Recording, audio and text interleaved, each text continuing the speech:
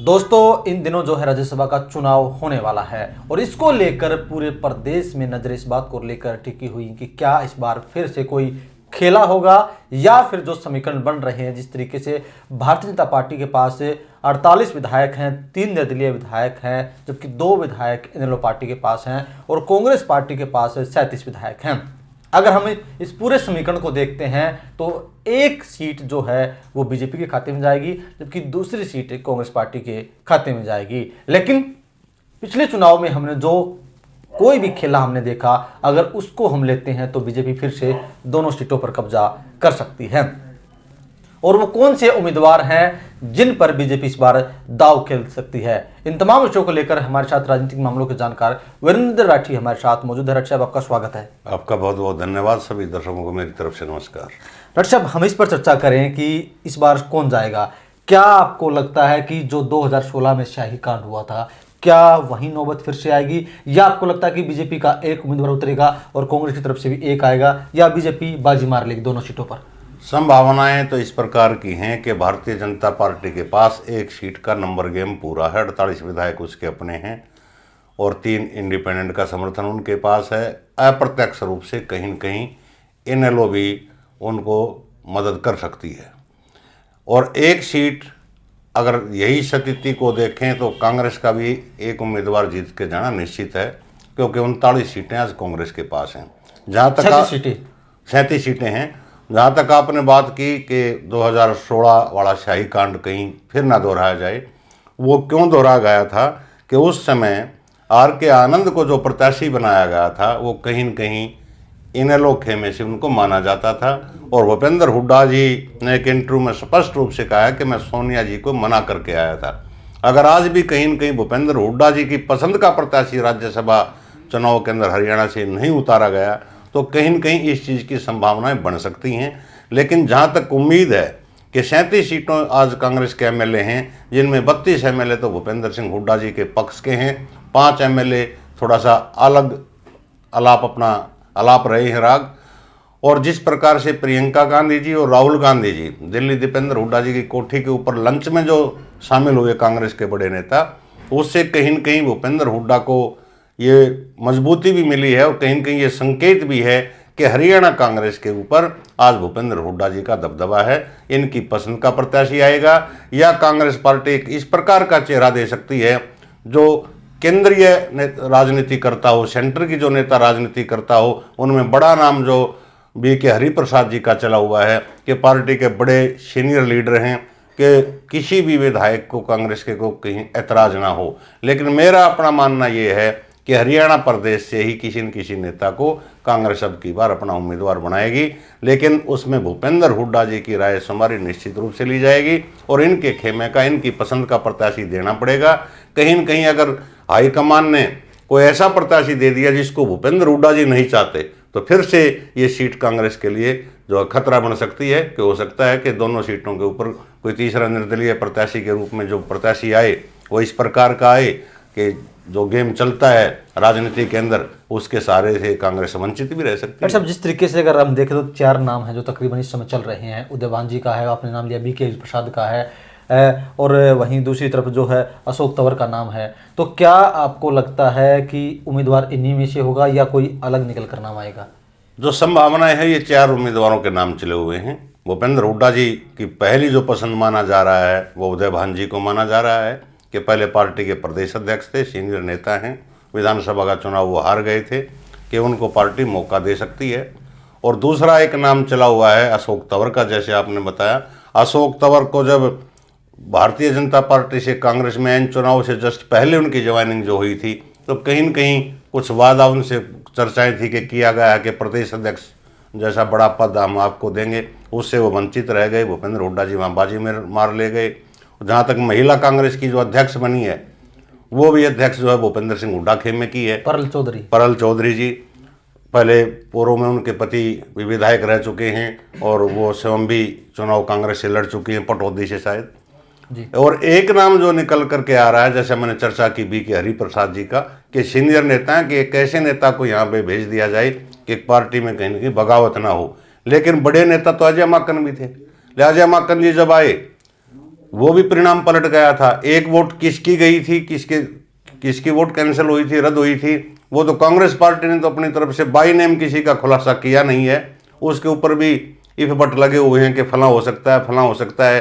किरण चौधरी जी जिस प्रकार से कांग्रेस छोड़ के बीजेपी में गई तो ये सारा इस तरफ भी घूमा, कहीं झज्जर जिले के एक विधायक की तरफ भी ये सारा घूमता रहा है।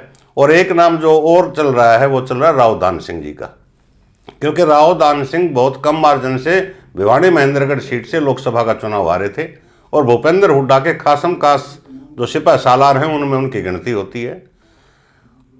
उनका नाम भी भूपेंद्र हुड्डा खेमा आगे बढ़ा सकता है। तो ये 4 नाम कांग्रेस में हैं। हम मान करके चल रहे हैं कि इन 4 नाम में से ही कोई न कोई नाम राज्यसभा के लिए कांग्रेस फाइनल की करेगी। एक नाम की चर्चा और चली हुई थी, लेकिन उस पर एक बात से विराम मैं मानता हूं कि लगा हुआ है। जो प्रमुखता से 1-1.5 महीने पहले जो राजनीतिक गलियारों में चर्चा थी, वो चर्चा ये थी कि ब्रजेंद्र सिंह जो पूर्व सांसद हिसार से रहे हैं, वीरेंद्र सिंह डुमरखा के बेटे, जो आज सद्भाव यात्रा निकाल रहे हैं, कि उनके ऊपर भी पार्टी मंथन कर सकती है राज्यसभा में भेजने के लिए, क्योंकि पार्टी को मजबूती देने के लिए उनकी यात्रा चली हुई है। लेकिन उनकी बात एक चीज़ पर आकर के मैं मानता हूँ वो अटक जाती है, और उसका मुख्य कारण क्या है कि उनकी कॉन्स्टिट्यूंसी का जीत हार का चुनाव परिणाम के ऊपर केस चल रहा है हाई कोर्ट के अंदर। वो सुप्रीम कोर्ट में गया था, अब वो वापस हाई कोर्ट में सुनवाई हो रही है। बहुत कम मार्जिन का उनका चुनाव था, 32 वोटों का। तो कांग्रेस पार्टी ये भी कहीं न कहीं सोच रही है कि अगर हम ब्रजेंद्र सिंह को राज्यसभा का प्रत्याशी बना देते हैं और ये राज्यसभा के अंदर चले जाते हैं, और कहीं न कहीं कोर्ट का फैसला, चुनाव का परिणाम अगर इनके हक में आ गया, तो इन्होंने फिर राज्यसभा से इस्तीफा देना पड़ेगा, या विधायक के पद से अगर ये जीत जाते हैं तो वहाँ एक पद पे रह सकते हैं। तो कहीं न कहीं कांग्रेस के अंदर वो मंथन हुआ है कि ब्रजेंद्र सिंह का जो परिणाम आए कि इसके ऊपर रहो और राज्यसभा के अंदर किसी और नेता के ऊपर प्रत्याशी के रूप में उसको लेकर के आओ। अगर ब्रजेंद्र सिंह जी इस चुनाव के अंदर जीत जाते तो यह विधायक बन सकते हैं। तो ये 5 नाम कांग्रेस के अंदर हैं जिनके ऊपर मंथन हुआ, जिनमें से ब्रजेंद्र सिंह जी का नाम इस नाम से कट रहा है। बाकी 4 नाम मुख्य रूप से जो भागदौड़ चल रही है कांग्रेस के अंदर, इन चारों के अंदर वो मुकाबला है। और लेकिन सहमति जिस तरफ भूपेंद्र हुड्डा जी चाहेंगे, जिस तरफ इशारा करेंगे, वो प्रत्याशी कांग्रेस का यहाँ पे होगा। डॉक्टर साहब, जिस तरीके से हमने कांग्रेस की बात करी, इसी तरीके से बीजेपी के कई नाम निकलकर सामने आ रहे हैं। बात करें हम कुलदीप बिश्नोई की बात करें, संजय भाटिया की बात करें, सुनीता दुग्गल की हम बात करते हैं, कैप्टन अभिमन्यु की हम बात करते हैं, तो ये कई नाम हैं। तो आपको क्या लगता है कि बाजी कौन मारेगा इनमें से? देखो, सारे के सारे मजबूत नाम हैं, मजबूत दावेदार। संजय भाटिया जी, जिन्होंने अपनी लोकसभा की सीट छोड़ करके मनोहर लाल खट्टर जी को दी, पार्टी के सच्चे सिपाही हैं। कहीं न कहीं राजनीति में ये भी होता है कि वह किसी ने तेरे लिए पद छोड़ा है तो उसको दूसरे पद के ऊपर नियुक्ति दी जाए। तो संजय भाटिया जी हो सकते हैं, काबिल व्यक्ति हैं, सीनियर नेता हैं और मनोहर लाल खट्टर जी के खासम खास हैं। दूसरा जैसे नाम आया कुलदीप बिश्नोई। कुलदीप बिश्नोई जी अपने आप को जरूर आज ठगा सा महसूस कर रहे हैं, क्योंकि बेटा उनका चुनाव हार गया। लोकसभा की टिकट परिवार में किसी को मिली नहीं। एक बेटे को टिकट मिली थी आदमपुर से, जो गढ़ था वहाँ से ही वो चुनाव हार गए। तो वो भी भागदौड़ पूरी कर रहे हैं कि राजनीति में अगर जिंदा रहना है तो कहीं न कहीं कोई न कोई पद होना चाहिए कि राज्यसभा ही भले मिल जाए। और कहीं न कहीं पार्टी उनके ऊपर भी विचार कर सकती है। एक नाम आपने बताया सुनीता दुग्गल जी। सुनीता दुग्गल जी ने अपनी पीड़ा जाहिर की थी। मुख्यमंत्री की कोई रैली हुई थी सिरसा के अंदर, और उन्होंने कहा था कि भाई मैं तो ना तो इधर की रही ना उधर की रही, भाई मेरी टिकट भी काट दी गई, पहले लोकसभा के अंदर काटी फिर विधानसभा के अंदर काटी, अब मैं जाऊं तो जाऊं कहाँ। और नौकरी छोड़ करके वो आई थी, और वो सांसद भी हैं, तो वो भी मजबूत दावेदार हैं। एक चौथा नाम जो आपने लिया मजबूत दावेदारों की श्रेणी में, कैप्टन अभिमन्यु जी। जिस प्रकार से पिछले 15-20 दिन पहले वो अपने हल्के के अंदर गए और जिस प्रकार से उन्होंने अपने को एक बड़े नेता के रूप में, हिसार जिले के बड़े बीजेपी के बड़े नेता के रूप में स्वयं को प्रोजेक्ट किया कि भाई बाबू बेटे का तरफ इशारा किया, गुरु चेले का उन्होंने जहाँ तक नाम लिया कि भाई हम समेट देंगे, ये कर देंगे, टक्कर हो जाएगी, आमना सामना होगा। तो कहीं न कहीं भारतीय जनता पार्टी में वो भी ये चाह रहे हैं कि राज्यसभा की सीट अगर तुम्हारे को मिल जाए तो ऊपर मंत्रिमंडल विस्तार में कभी हो तो हरियाणा के किसी और व्यक्ति को जगह मिल सकती है, ये उनका प्रयास है। लेकिन भारतीय जनता पार्टी ऐसी पार्टी है जिन नामों के ऊपर हम चर्चा कर रहे हो सकता है इनमें से किसी का भी नाम ना हो और किसी नए चेहरे के ऊपर दाव खेल दे। यही भारतीय जनता पार्टी, मैं कहता हूँ इसको खूबसूरती भी मान करके चलो या जितने हम कयास लगा रहे हैं वो सारे के सारे झूठे भी साबित हो सकते हैं, गलत भी साबित हो सकते हैं। एक चर्चा और सबसे अधिक चल रही है कि बीजेपी का एक उम्मीदवार का जितना लगभग तय है और बीजेपी जिस तरीके से एक अब साझा उम्मीदवार कहें या निर्दलीय उम्मीदवार कहें वो उतारती रही है, इसमें गोपाल कांडा का नाम चल रहा है, सुभाष चंद्रा का नाम चल रहा है, बंसल का नाम चल रहा है, तो कई नाम निकल कर सामने आ रहे हैं। तो क्या बीजेपी इन पर दाव खेल सकती है? देखो, बीजेपी का प्रयास तो रहेगा कि दोनों सीटें आपकी झोली में आ जाएं, कि एक तो आपका जीतना निश्चित है, कि दूसरा एक कॉमन प्रत्याशी दे दो कि जो कांग्रेस के एमएलए से कुछ वोट ले आए और बीजेपी की जो बची वोट हैं वो उनको मिल जाएं। और उसमें 3 जैसे इंडिपेंडेंट हो गए, 2 जैसे हमने बताया कि इन लोग के विधायक हैं कि जो इनको भी अपनी तरफ ले आए। लेकिन उस पिछले जो चुनाव हुए हैं और आज का जो चुनाव है उसमें परिस्थितियों में अंतर है परमेंद्र जी। मुख्य रूप से अंतर क्या है कि आज 31 से 32 वोट वाला कांग्रेस के पास वोट तो 37, अगर 32 वोट इनके पक्ष में आती तो जीत इनके, एक सीट की जीत इनकी भी निश्चित है और बीजेपी की है ही, क्योंकि सोम के 48 हैं और 3 का समर्थन इंडिपेंडेंट का उनके साथ है। लेकिन उसमें ये देखा जाएगा कि जो दूसरा प्रत्याशी आएगा कॉमन, जिसको ये मान करके चलेंगे, जैसे चर्चा में आपने गोपाल कांडा है या सुभाष चंद्रा जी हैं, तो वो खेल होने की अब की इस बार चुनाव में संभावना नहीं है। पिछला चुनाव में जो हार जीत का अंतर था वो 1 वोट से भी कम का अंतर था, अगर आप आंकड़ों से उसको निकालेंगे। और उसमें प्रमुख वजह क्या रही थी कि महम के जो पूर्व विधायक उस समय बलराज सिंह कुंडू थे, उन्होंने अपना मत का प्रयोग नहीं किया था और एक कांग्रेस का जो विधायक था उसने वो क्रॉस वोटिंग की, कुलदीप बिश्नोई ने तो निश्चित रूप से की, उसी के एवज में तो वहाँ से इस्तीफा दे करके बीजेपी उन्होंने ज्वाइन की राज्यसभा चुनाव के बाद ही। और 1 वोट कांग्रेस के जो एमएलए थे उनकी कैंसिल हुई। वो किसकी कैंसिल हुई?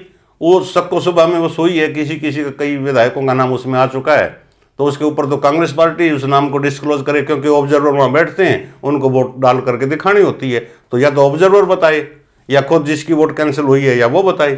तो वो स्थिति थी मात्र 1 वोट के अंतर से हार जीत का अंतर। आज कांग्रेस पार्टी के पास भी 6 से 7 सीट जो हैं एमएलए ज़्यादा हैं, वोट ज़्यादा हैं, तो कॉमन प्रत्याशी भारतीय जनता पार्टी को लेकर के आएगी तो उसका जीत पाना बड़ा मुश्किल है। मेरा अनुमान ये है कि 1 सीट भाजपा और दूसरी सीट कांग्रेस। हो सकता है कि निर्दलीय प्रत्याशी को तीसरा आए नहीं, जिस प्रकार से 6 साल पहले जो चुनाव हुआ था जिसमें रामचंद्र जांगड़ा जी और दीपेंद्र हुड्डा जी निर्विरोध दोनों चुन करके गए थे, कि वही स्थिति हरियाणा के अंदर आज भी आ जाए कि फार्म ही 2 रह जाएं, नाम ही 2 रह जाएं और दोनों निर्विरोध रूप से चुनाव जीत करके राज्यसभा के अंदर चले जाएं। तो चलिए दोस्तों, तस्वीर पूरी तरीके से साफ होगी 5 मार्च को, क्योंकि 5 मार्च को नामांकन का आखिरी दिन होगा। अगर 5 तारीख को अगर एक उम्मीदवार जाते हैं तो उनका जीतना लगभग तय है। अगर 5 तारीख को बीजेपी की तरफ से 2, यानी कि एक बीजेपी का, एक निर्दलीय और एक कांग्रेस का जाता है, तो यानी कि 16 तारीख को जब वोटिंग होगी तो उस दिन पता चलेगा कि क्या 16 मार्च को कोई खेला होने जा रहा है या 5 मार्च को सभी संभावनाएं जो हैं वो खत्म हो जाएंगी। डॉक्टर साहब, हमसे चर्चा करने के लिए आपका बहुत बहुत धन्यवाद। बहुत बहुत धन्यवाद।